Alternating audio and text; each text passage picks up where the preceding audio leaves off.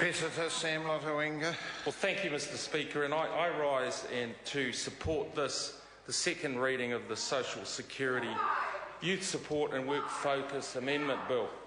Well, Mr. Speaker, it's a pleasure to support Minister Bennett and Prime Minister Key to bring these reforms to the House, because these changes, sir, as the Minister has pointed out, are well overdue. These changes, we know that there are 13% of our working age population who are on a benefit. We know that we spend more than $7 billion on benefits annually, and that is $20 million per day, or $67,000 for the time it will take me to say the speech. So, sir, critically, we know that 220,000 Kiwi kids grow up in benefit-dependent homes. So long-term welfare dependency is failing our families and their kids. And this national government, behind Minister Bennett, is standing up and saying we're going to do something about it.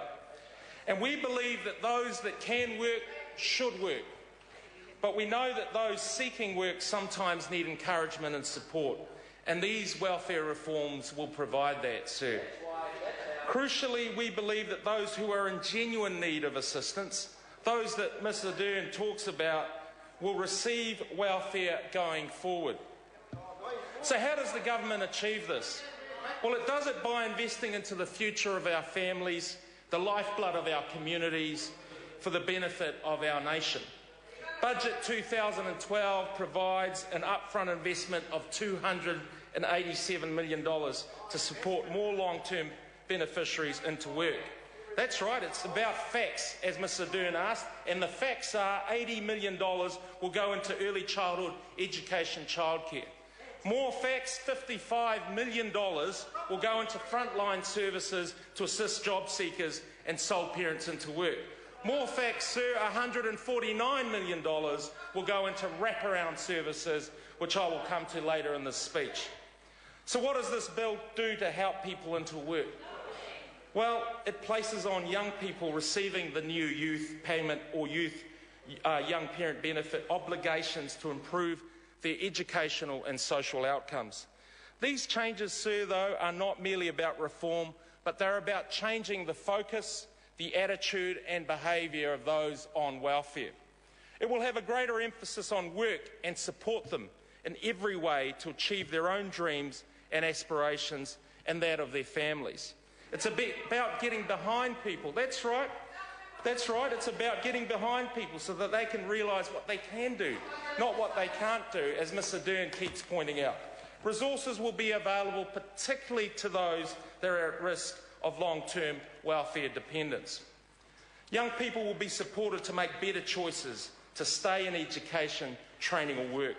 They'll be provided with financial incentives. That's what this bill does, Mr. Prasad. They will be provided with financial incentives to utilise budgeting services and parenting programs.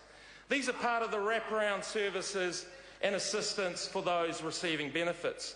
And we're no longer just going to hand over benefits like the Labor Party and leave people to their own devices. Sir, instead we're going to take an active, work-based approach, because we have greater aspirations for New Zealanders than that lot and their children, and this is achieved through hard work and not welfare.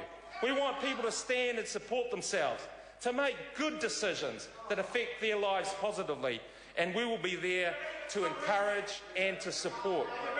So this welfare program will put a clear emphasis on work availability and preparation requirements for those that can work. And this will affect sole parents, widows, women alone and partners by requiring sole parents with children aged 5 years and over to be available for part-time work.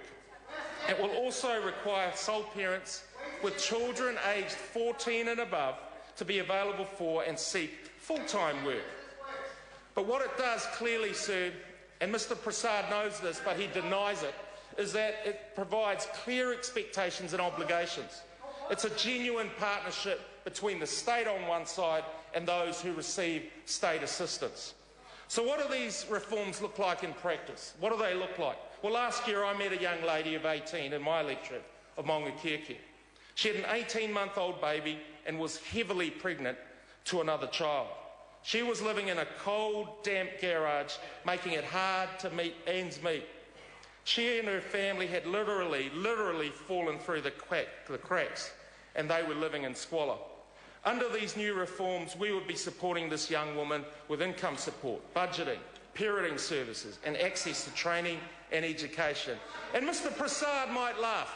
He might laugh, but despite his protests, this young lady and her children will welcome the assistance that this government will provide her going forward. Finally, sir, you hear Mr. Prasad and Mr. Seal and others across the chamber ask about where the jobs. Well, where are the jobs? I'll tell you where the jobs are. In the latest household labour survey, more people are being employed in this country than ever before. In March 2012, there were 2,230,000 people employed, more than any time in our history. This is 30,000 more people employed than when this government took office in November 2008. And do your research, Mr. Prasad, because on the website Seek Today, over 16,000 jobs were available online. 12,800 were full-time, 900 part-time, and over 2,000 were for contract positions. So as I conclude this speech, I say once again to these members opposite and the people that are listening out there in New Zealand, these changes are long overdue. They will bring this welfare system into modern times. I want to congratulate the Prime Minister and Minister Bennett once again. They have tackled the very difficult issues facing our society with compassion and care. These measures will make this country bolder, brighter and better again. I know the people in Maungakiekie and New Zealanders across this land are ready for these changes, and I welcome them. Long term, these changes will move people out of welfare and into employment. That's good for their families, that's good for our communities, and yes, it's of great benefit to our country. And I urge all members of this House, right across this House, including our Green friends over here, to support this government in bringing about these changes. I commend this bill to the House. I call Sue Williams, CO. Mr. Speaker, thank you for the opportunity. I think